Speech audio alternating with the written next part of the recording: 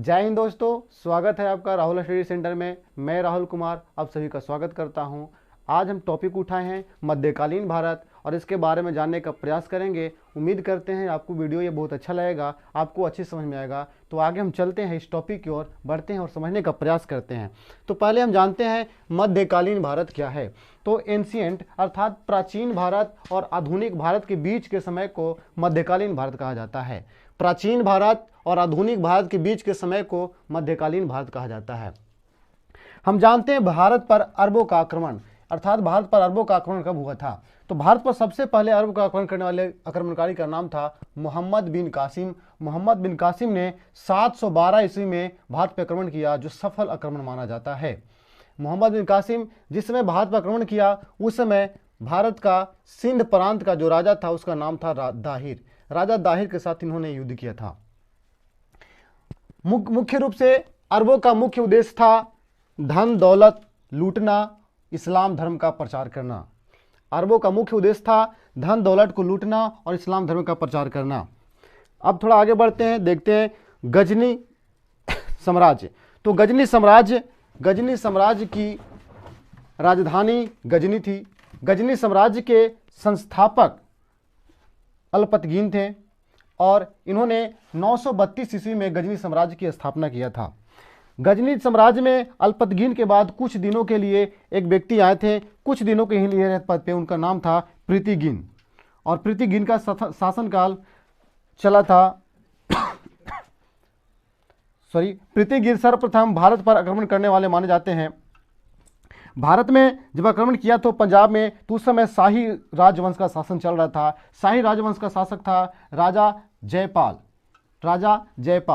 अल्पतगीन का एक दामाद हुआ करता था, गुलाम हुआ करता था, जिसका नाम था सुबुक्तगीन। और यही सुबुक्तगीन का एक पुत्र था जिनका नाम था महमूद गजनी। वही महमूद गजनी जो इतिहास में एक अहम माने जाते हैं, अहम पहलू रखते हैं।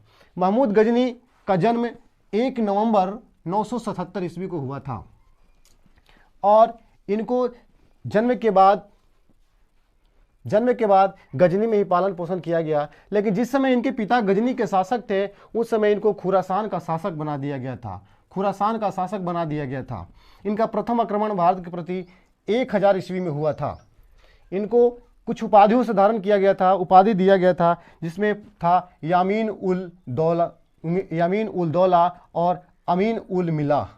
ये उपाधि देने वाला व्यक्ति था बगदाद का खलीफा जिसका नाम था अल आदिर बिल्लाह ने मोहम्मद गजनी को यमीन उल दौला और अमीन उल मिला का उपाधि दिया था। अब बात करते हैं मोहम्मद गजनी गद्दी पर बैठे कब गजनी के। तो मोहम्मद गजनी की गद्दी पर 27 वर्ष की अवस्था में 998 ईस्वी में गद्दी पर बैठे थे। 27 वर्ष की अवस्था में 998 ईस्वी में गद्दी पर बैठे थे। महमूद गजनी द्वारा किए गए कुछ प्रमुख कार्यों के बारे में जानते हैं। महमूद गजनी ने भारत पर लगभग 17 बार आक्रमण किया था। इनका मुख्य उद्देश्य था धन का प्राप्ति करना और ये एक प्रकार के एक मूर्ति भंजक आक्रमणकारी के रूप में माने जाते हैं। जब ये जहां जाते थे वहां मूर्तियों को ध्वस्त किया करते थे। इसके बाद देखते हैं अधिकार।